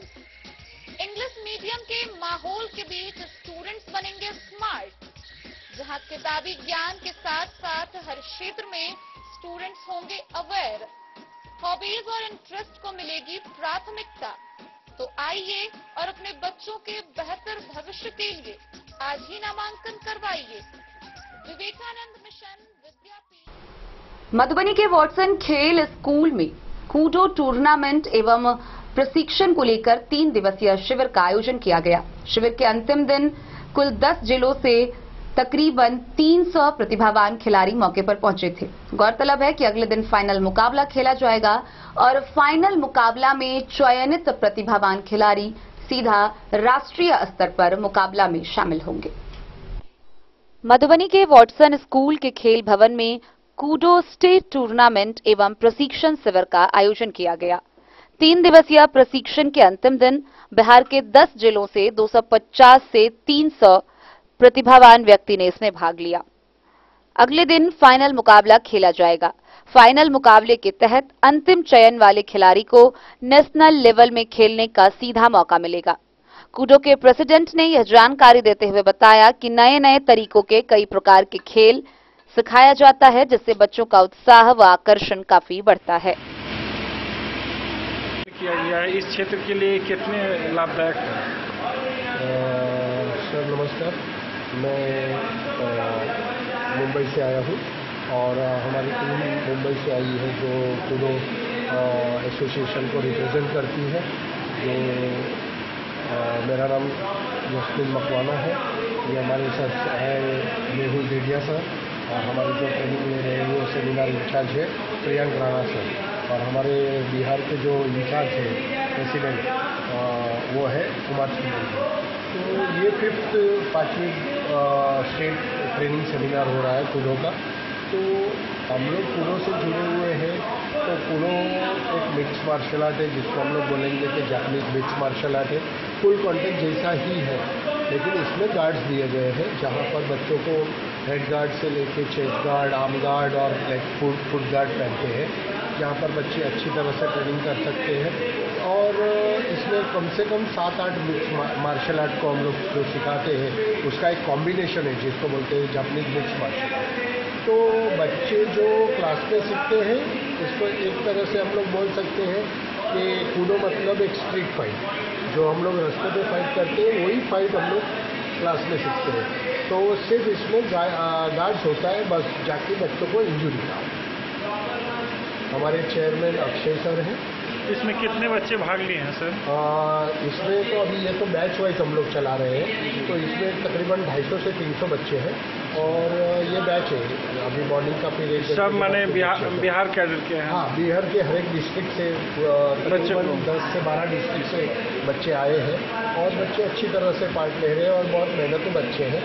और हमारे कूडो के पैनल के बारे में बात करते हैं, जो कमेटी है उसके चेयरमैन शिहान अक्षय कुमार है, प्रेसिडेंट मेहुल वोरा सर है जो हमारे सीनियर मोस्ट है, मुंबई में रहते हैं, और हमारे सेक्रेटरी हैं फ्रेंची विस्की खराडी सर, वो गुजरात के हैं, और मैं ट्रेजरर हूँ नेशनल बॉडी का।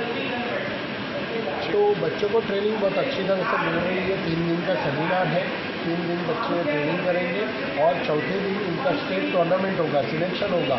जो बच्चे यहाँ सिलेक्ट होंगे, गोल्ड मेडलिस्ट होंगे, वो सीधे नेशनल खेलेंगे और नेशनल में बच्चे जीतने वाले को आरक्षण है, जॉब है C ग्रेड की नेशनल सेंट्रल गवर्नमेंट से। तो बहुत बेनिफिट है बच्चों को, स्कूल गेम्स में भी बेनिफिट है और बहुत अच्छी तरह बेनिफिट है और बच्चे अच्छे ट्रेनिंग भी कर रहे हैं। मधुबनी से फिरोज आलम की रिपोर्ट। शुक्रवार की देर शाम जयनगर के बेला बांध चौक पर सीपीएम के द्वारा प्रतिरोध सभा का आयोजन किया गया, जहां प्रधानमंत्री नरेंद्र मोदी का पुतला दहन किया गया। इसके साथ ही सर्वसम्मति से निर्णय लिया गया कि आगामी सोमवार को 14 सूत्री मांगों के समर्थन में विशाल धरना प्रदर्शन किया जाएगा। पार्टी केंद्रीय कमेटी के आह्वान पर ब्रांच स्तर पर आयोजित कार्यक्रम के तहत जयनगर के बेला बांध चौक पर शुक्रवार की देर शाम सीपीएम के द्वारा प्रतिरोध सभा का आयोजन करते हुए प्रधानमंत्री नरेंद्र मोदी का पुतला दहन करते हुए 14 सूत्री मांगों को लेकर आगामी सोमवार को जयनगर प्रखंड सह अंचल कार्यालय पर 1 दिवसीय धरना देने का आह्वान किया। कार्यक्रम की अध्यक्षता बघी ब्रांच के सचिव श्याम प्रसाद गुप्ता एवं संचालन कॉमरेड कृष्णदेव यादव ने की। सभा को संबोधित करते हुए वक्ताओं ने कहा कि महंगाई पर रोक लगाने में केंद्र सरकार पूरी तरह से विफल है। पार्टी कार्यकर्ताओं ने सरकार से खाद्य पदार्थों एवं आवश्यक वस्तुओं से जीएसटी हटाने के साथ पेट्रोल, डीजल व रसोई गैस पर केंद्रीय उत्पाद शुल्क कम करने की मांग करते हुए कहा है कि केंद्र सरकार जनता विरोधी, गरीब विरोधी है। जयनगर थाना के कांड की उच्च स्तरीय जांच व दुष्कर्म के मुख्य अभियुक्तों के नाम हटाने के मामले में पुनः जांच कर दोषी अभियुक्तों के खिलाफ कार्रवाई की मांग की है।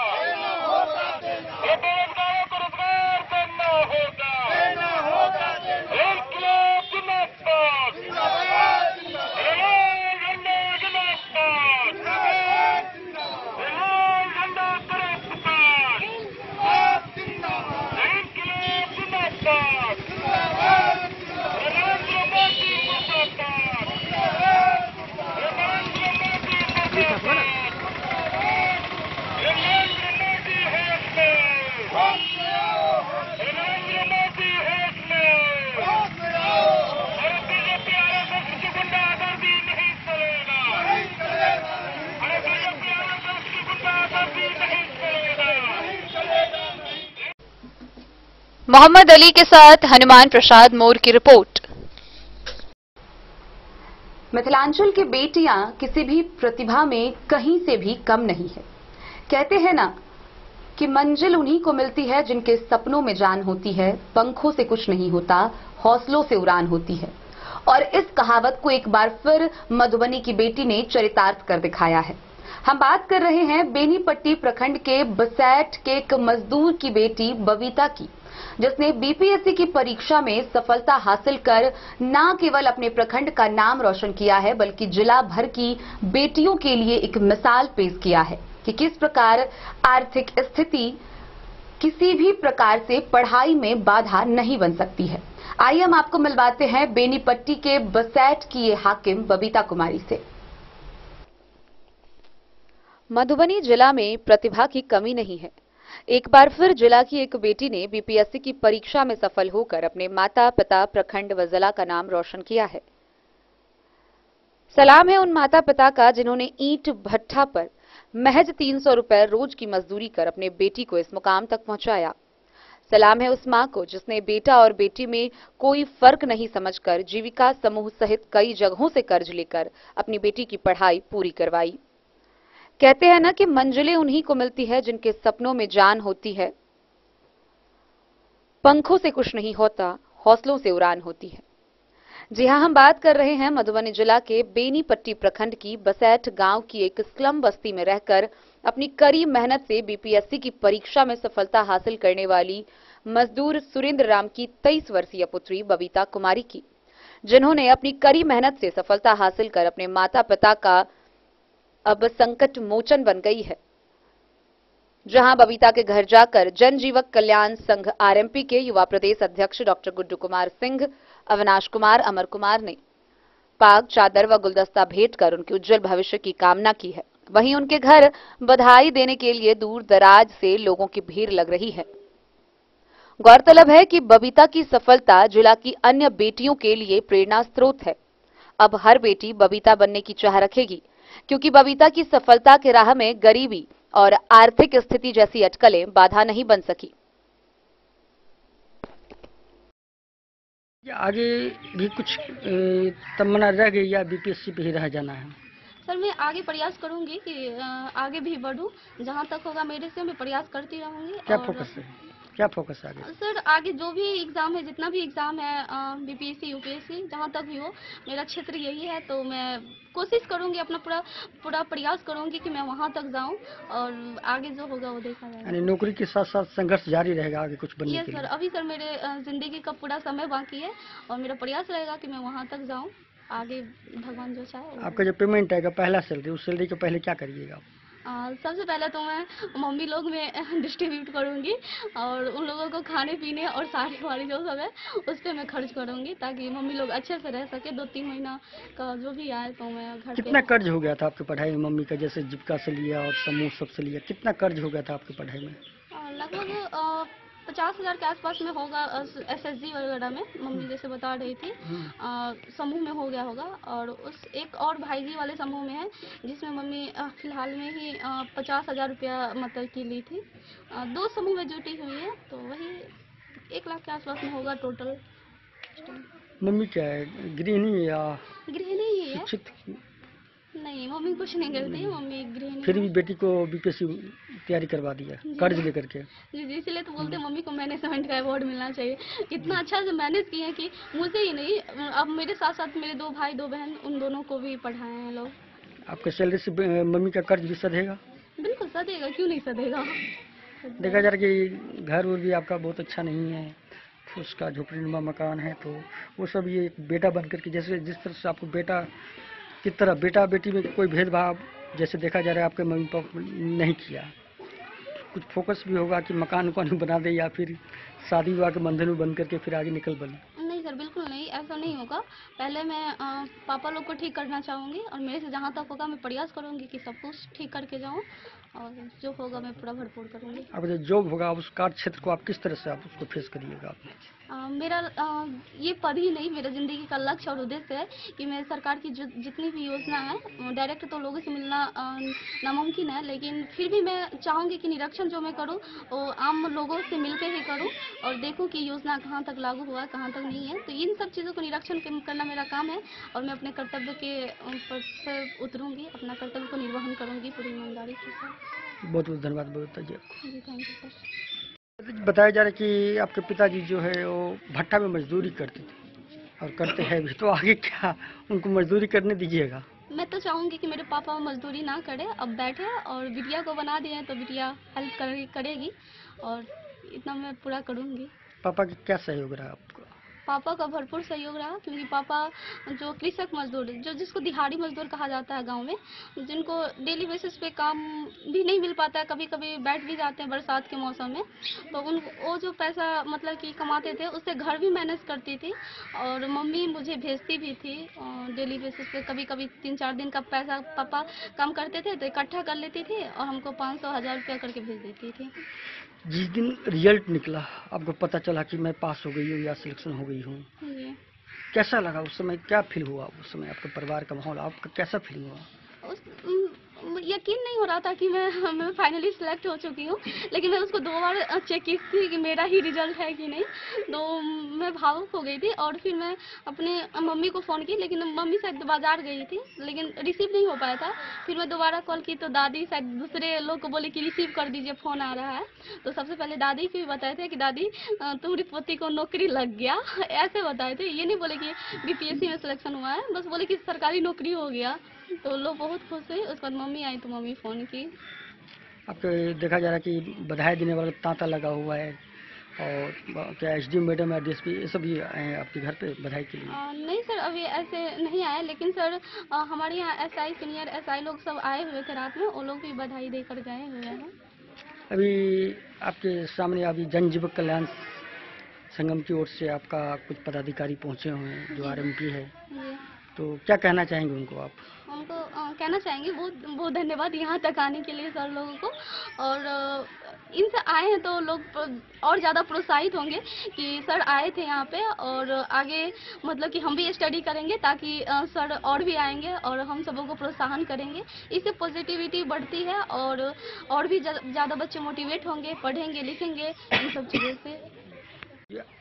आपका जो जन जीवक कल्याण संगम की ओर से बबीता जी को क्या कहना चाहेंगे आप?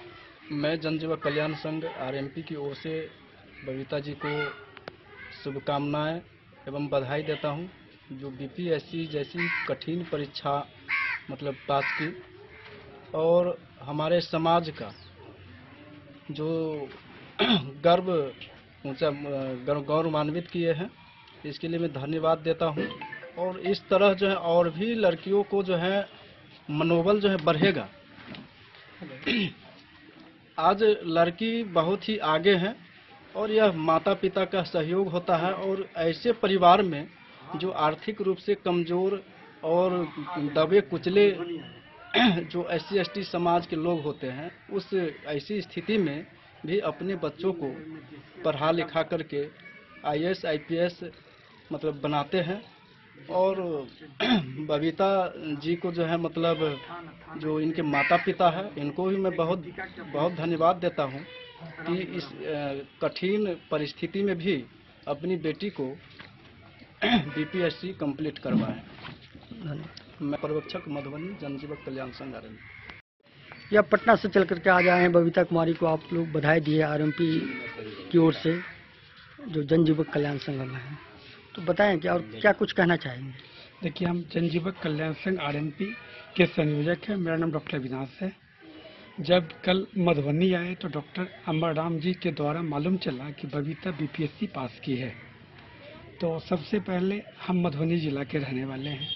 बेनीपट्टी जो अनुमंडल है उसमें मेरा भी घर है। तो कोई बच्चा BPSC पास करता है तो उनके पिता और माता के साथ समाज की भी गर्व की बात होती है। सबसे बड़ी पहले मैं सुरेंद्र जी को धन्यवाद देना चाहूँगा, जो बच्चे को पढ़ाई करवाएं, और बबीता जो लगन और मेहनत जो बताई है और वो सराहनीय कदम रहा। और उसको देखने से ये पता चला कि जिस समाज में वो BPSC निकाली है, उस समाज के हर एक बच्चे को बबीता से शिक्षा लेनी चाहिए, क्योंकि वो भी पढ़ाई करे। और बबीता ने नाम लिए टीना डाबी की। टीना डाबी UPSC निकाली और वो उसका पहला रैंक था। तो मैं बबीता को भी चाहूँगा कि अगला जो कदम हो ये भी UPSC निकाले, और खासकर बेनीपट्टी अनुमंडल और मधुबनी जिला के नाम रोशन करें। मैं यही शुभकामना बबीता को देना चाहूँगा। धन्यवाद। कते कर्ज ले लिए बेटी के हाकिम बनावे के लेल? कर्ज ले लिए से लड़की के बच्चा के नहीं बतलिए, 50-60 हजार 5 रुपये सैकड़ा उठेलिए। भाईजी में जुड़ गए। भाईजी 70 हजार एम्हर फिलहाल उठा के बेटी के फिर भरलिए। फिर एगो भाईजी में उठलिए 50 हजार वो भरलिए।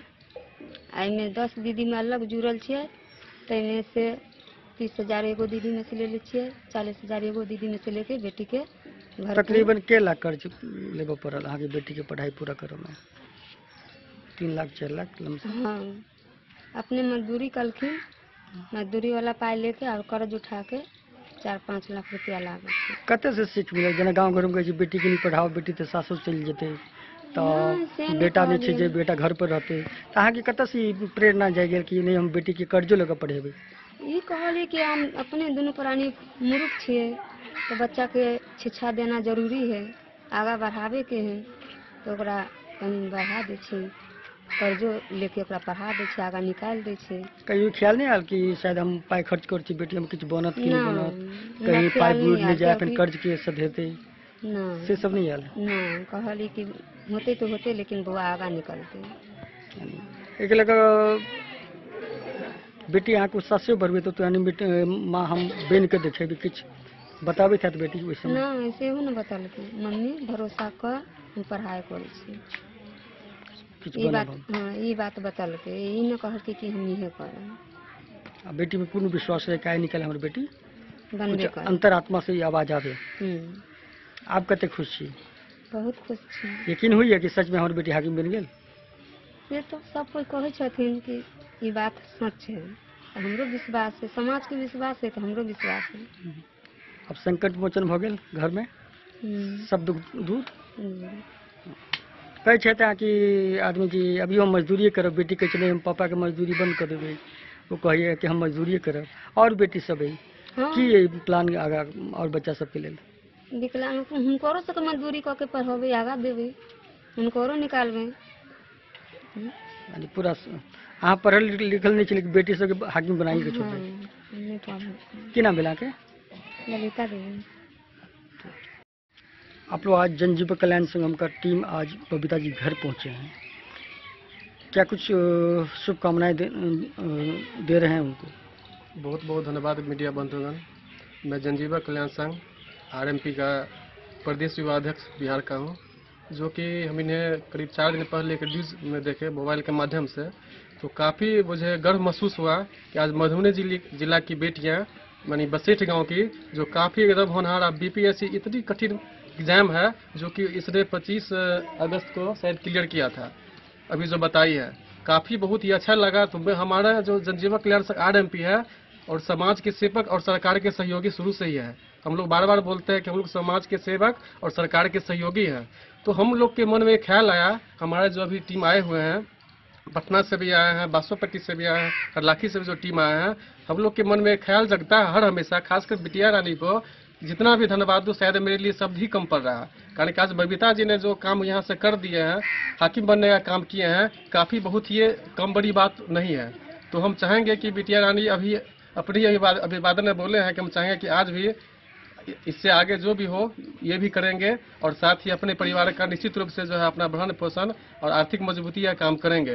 तो हम चाहेंगे कि बबीता जी जिस हिसाब से आपने इस समाज में ऐसी अच्छी मतलब जो पद होता है इसको हासिल किए हैं, तो निश्चित रूप से ये बहुत ही गर्व की बात है। और हम चाहेंगे कि आगे भी आप जैसे मांगे चलिए, अभी आपकी बहन भी है और खासकर मैं सुरेंद्र जी उनके पिताजी हैं, इनको भी मैं बहुत धन्यवाद देना चाहूँगा कि आज समूह से हो या अपनी मतलब रोजी रोटी या मजदूरी के काम से जिस हिसाब से पैसा इकट्ठा करके लगभग 4-5 लाख रुपया उनके लेबिलिटीज में खर्च हुआ है, काफ़ी ये छोटी मोटी बात नहीं है, लेकिन आज इसने अपनी जान पे बाजी खेल करके आज बिटिया रानी को आगे बढ़ाया है। तो मैं इनके लिए बहुत बहुत धन्यवाद देना चाहूँगी। तब तक के मैं डॉक्टर गुड्डू सिंह, प्रदेश युवा अध्यक्ष बिहार। हरलाखी से संजय राउत की रिपोर्ट। बबीता जी को क्या कहना चाहेंगे आप?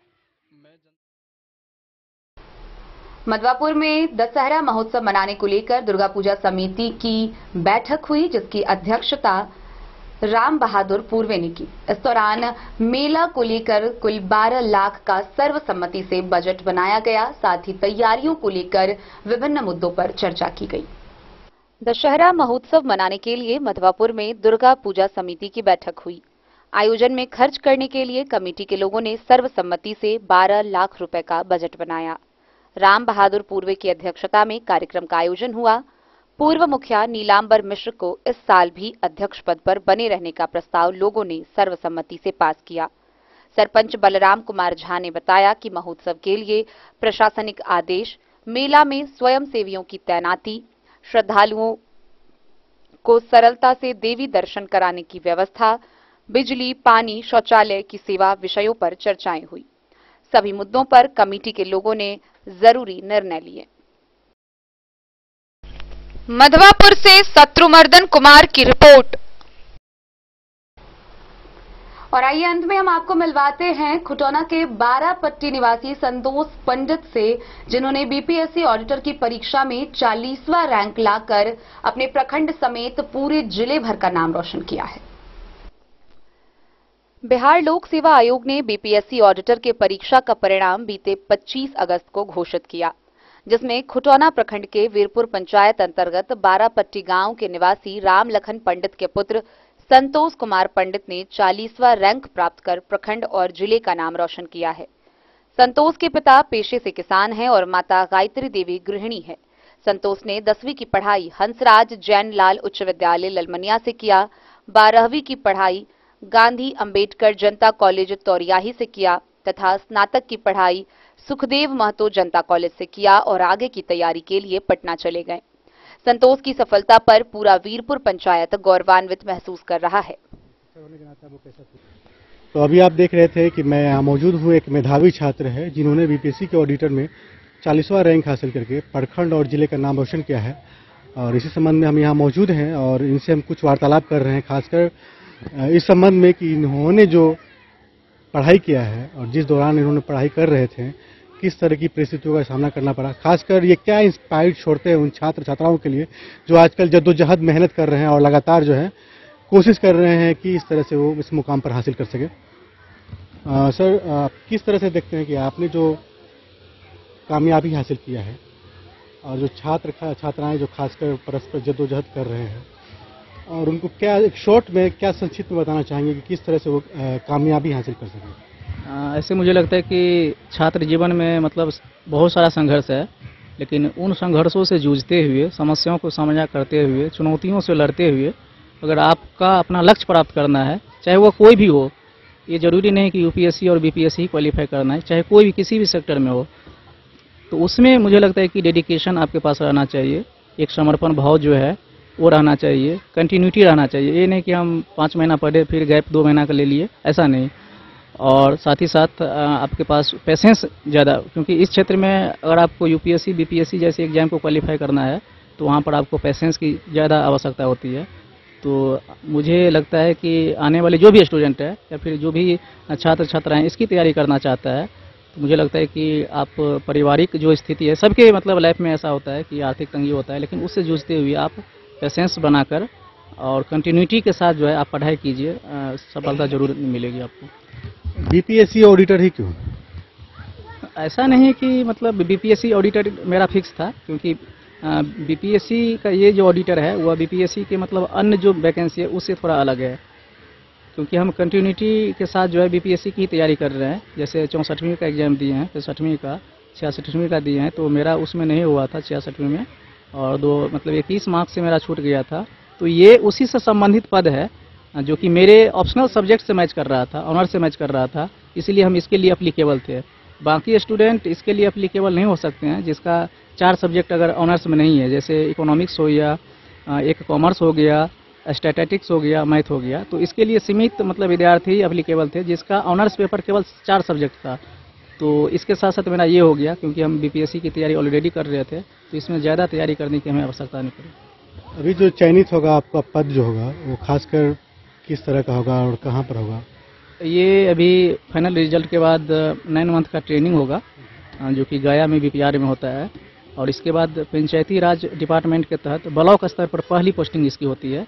और इसका मेन जो मतलब इसमें मेन जो कार्य है वो ये है कि बजट के दौरान सरकार के द्वारा जो भी योजना है उसके लिए जो आवंटित राशि की जाती है और प्रखंड के स्तर पर जितने भी सेक्टर है, जितने भी विभाग है, वहाँ पर खर्च किया जाता है। तो मेरा काम ये होगा कि आय व्यय से संबंधित जितना भी मतलब आंकड़े है, रिपोर्ट है, उसको देखना, और जो संबंधित विभाग है और संबंधित विभाग के जो सक्षम अधिकारी है उससे रिपोर्ट तलब करना, मेरा ये काम होगा ऑडिट ऑफिसर का। आपने 40वां रैंक लाकर टॉप किया है, काफ़ी गौरवान्वित महसूस कर रहे हैं प्रखंडवासी। ऐसे में क्या इंस्पायर्ड छोड़ेंगे उन छात्र छात्राओं के लिए? मैं तो मतलब केवल यही मतलब कहूँगा, आने वाले मतलब जो भी छात्र छात्राएं इसकी तैयारी करना चाहते हैं कि आप पेशेंस के साथ तैयारी कीजिए, क्योंकि ऐसे एग्जाम की तैयारी करने के लिए आप शॉर्टकट मेथड नहीं अपना सकते हैं, क्योंकि इसका सब्जेक्टिव वाइज तैयारी किया जाता है, ऑनलाइनर तरीका से नहीं किया जाता है। इसीलिए मुझे लगता है कि एक पेशेंस और डेडिकेशन के साथ इसकी तैयारी की जानी चाहिए, आपको सफलता जरूर मिलेगी एक दिन आने वाले। कामयाबी का श्रेय किसे देंगे? कामयाबी का श्रेय मतलब 3 लोगों को दिया जाना चाहिए मेरे इस कामयाबी का, जिसमें मैं पहला स्थान मेरे भैया जी का है, क्योंकि वह बचपन से अभी तक मेरी सहायता की है बहुत सारे तरीक़ों से। दूसरा उपिंदर सर है, श्री उपिंदर सर है, जो कि कॉन्वेंट का संचालन करते थे और उसमें मैं पढ़ा है। और तीसरा श्री दुर्गेश सर का, जो कि श्री IAS के फाउंडर और डायरेक्टर भी है, मतलब NIT पटना घाट के पास कोचिंग है। तो वो यहाँ तक मतलब पहुँचाने में मुझे काफ़ी सहायता किया है, तो मैं उनको देना चाहूँगा 3 लोगों को। और इसके साथ साथ समाज के भी बहुत सारे लोग हैं जो मुझे अप्रत्यक्ष और प्रत्यक्ष तौर पर, सहपाठी भी है जो मुझे इस यात्रा में मेरी मदद की है, तो उनको मैं भी मतलब धन्यवाद कहना चाहूँगा कि इस सफलता में वो भी सहभागी है। क्योंकि मेहनत एक स्टूडेंट करता है, लेकिन अप्रत्यक्ष या प्रत्यक्ष तौर से सभी की मतलब मनोकामना, आशीर्वाद, जो भी अप्रत्यक्ष प्रत्यक्ष सहायता है वो आपको काम आती है। तो मुझे लगता है कि सबको धन्यवाद मैं कहना चाहूँगा इसलिए। कल तक आप एक मामूली से विद्यार्थी थे, स्टूडेंट थे, जिसे कोई पहचानता नहीं था। आज आपने 40वां रैंक लाया, पूरे प्रखंड और जिला में आपका नाम चल रहा है। खासकर लोगों का तांता खासकर लगा रहता है जब भी आप आते हैं। ऐसे में कैसा फील कर रहे हैं आप अभी? तो मतलब इसको बयां करना मेरे लिए बहुत मतलब कठिन है कि हम कैसे फील कर रहे हैं। मतलब रातों को नींद ही नहीं आती है ये सब सोचते सोचते, इसीलिए मुझे लगता है कि इसका वर्णन करना अभी के टाइम में कि हम क्या फील कर रहे हैं वो मेरे लिए बहुत मुश्किल है। अच्छा फील कर रहे हैं, बहुत अच्छा फील कर रहे हैं के तौर पर आते हैं। और ऐसे में बच्चों को पढ़ाना पिता का कमर टूटने के बराबर होता है। अभी बच्चे ने कामयाबी हासिल की, चर्चाएं शोर है हर जगह, लोगों का आना जाना लगा। खासकर देखा जा रहा आज विधायक जी भी आए हुए थे, कैसा फील हो रहा था? बहुत खुशहाली फील है। और मैं उसको शुरू से, जैसे कि आपने बताया था कि 3 कट्ठा जमीन बेचा पढ़ाने के लिए, क्या लग रहा है आज वसूल हो गया है? हाँ, अभी करीब करीब वसूल हो गया है। जब ही रिजल्ट मैं सुना ना तभी हमको ये वसूल हो गया, जो बहुत खुशहाली। रिजल्ट पाते ही चाहे एक ड्यूटी पर अभी जाए या नहीं जाए, 6 महीना के बाद जाए, लेकिन अभी मेरा जमीन वापस आ गया है रिजल्ट सुनते ही। अच्छा, उन पिताओं और गार्जियनों को क्या संदेश देंगे कि वो अपने बच्चों को किस तरह से आगे भेजे, पेशेंस रखे या ऐसे कुछ करके? हाँ, हमको इस विषय में कहना है कि सभी गार्जियन अपने बच्चों को ठीक ढंग से पढ़ावें, ठीक ढंग से माने बच्चों को भी अपना से ठीक ढंग से पढ़ना चाहिए और गार्जियन को भी पढ़ाना चाहिए। ये अपना से ध्येय रखना चाहिए, चाहे जमीन बेचकर हो, चाहे किसी माने स्थिति में उसको पढ़ाना चाहिए। तो अभी है ये गुरुजी है जिनका जिक्र इन्होंने भी किया था कि उनकी भी कामयाबी में उनका भी कुछ श्रेय रहा है। क्या नाम है आपका? मेरा नाम उपेंद्र पंडित। क्या कहना चाहिए? खासकर प्रखंड में देखा जा रहा है कि 40वां रैंक लाया गया है, हाँ। जो कि टॉप के मानने के बराबर है, और ऐसे में पूरा जिला गौरवान्वित है। खासकर इस तरह का जो बच्चे मेधावी पास कर रहे हैं, क्या कहना चाहिए? शिक्षक होने के नाते वो कैसा फील हो रहा है? देखिए, संतोष कुमार बचपन से ही बहुत मेधावी और तेजस्वी छात्र हैं। वो अपना परिश्रम के साथ जिला में या प्रखंड में अपना नाम रोशन किया और बहुत कष्टों से इन्होंने पारिवारिक उलझनों को सहते हुए इन्होंने इतने बड़े पद को प्राप्त किए। मैं क्या कहूँगा, हम लोग उनको पढ़ाई में भी समय समय पर मदद करते थे या कभी कभी जब पटना से आते थे तो हमसे विचार पूछता था, तो मैं यही कहता था कि तुम परिश्रम करो, तुम्हारी सफलता अच्छी ही मिलेगी। विशेष क्या कहूँगा, इससे वह ज़्यादा मेरे बातों पर ध्यान रखते हुए और समाज के बातों को ध्यान रखते हुए, परिवार के बातों को ध्यान रखते हुए मेहनत किया, तो आज वह जिला में और प्रखंड में अपना नाम रोशन। छात्र छात्राएं आपके यहाँ पढ़ते होंगे, खासकर देखा जाता है कि एक शिक्षक होने के नाते उन छात्र छात्राओं को क्या संदेश देंगे जो खासकर आपने देखा है कि आपके ही छात्र हैं जो इस तरह का रैंक लाए हैं? इससे यही प्रेरणा मिलते हैं कि जो भी बच्चे आगे पढ़ने वाले हैं वह भी इनके अनुकूल, इनकी देखा देखी को आगे अच्छे से अच्छे मेहनत करेंगे और वह भी अपना नाम रोशन करने का कोशिश करेंगे, प्रयास करेंगे। तो नमस्कार, मैं राशिद राजा और आप देख रहे हैं डे न्यूज खबरें आप तक। इस वक्त मौजूद हूँ कोरोना प्रखंड के बीरपुर पंचायत अंतर्गत बारापट्टी गांव है और बताते चले कि बीते 25 अगस्त को बिहार लोक सेवा आयोग के द्वारा बीपीएससी ऑडिटर का परिणाम घोषित किया गया था, जिसमें बिहार के मधुबनी जिला के जो है खुटौना प्रखंड अंतर्गत एक बिहार का लाल है, जिन्होंने 40वां रैंक यानी कि टॉप करके पूरे जिले भर का नाम रोशन किया है। भी आर्थिक स्थिति का सामना करना पड़ा, लेकिन कहा जाता है कि अगर इरादे ठोस हो ना तो कामयाबी जरूर मिलती है। वही इन्होंने किया। इनके पिताजी भी उनका भरपूर साथ दिए, उन्होंने लगातार उनको भेजा और यहाँ तक कि बताया जा रहा है कि जमीन बेचने की नौबत तक आ गई और इनको पढ़ाने के लिए उन्होंने 3 कट्ठा जमीन बेच दिया। मैं आपको एक बार दिखाना चाहूँगा। आप ये जो पीछे घर देख रहे हैं, एक बार थोड़ा घर दिखाइएगा। ये फूस का घर है, यहाँ पे देख रहे हैं ऊपर में एस्बेस्टस है और नीचे लकड़ी जो ढड्डी बोलते हैं और खासकर मिट्टी है उसका बना हुआ मकान है। और आज जो है इन्होंने कहा जाता है इनके पिताजी के द्वारा कि हमने जो जमीन बेच के इनको पढ़ाया वो आज वसूल हो गया।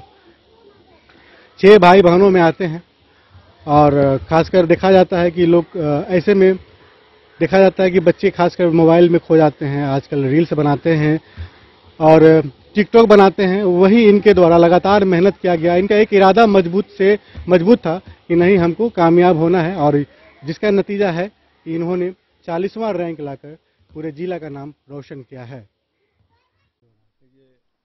डन न्यूज के लिए राशिद रजा की रिपोर्ट। तो आज के इस बुलेटिन में फिलहाल इतना ही। कल फिर हाजिर होंगे नए खबरों के साथ। तब तक दीजिए पूरी टीम को इजाजत और मधुबनी की हर छोटी बड़ी खबरों के लिए देखते रहिए डन न्यूज खबरें आप तक। नमस्कार।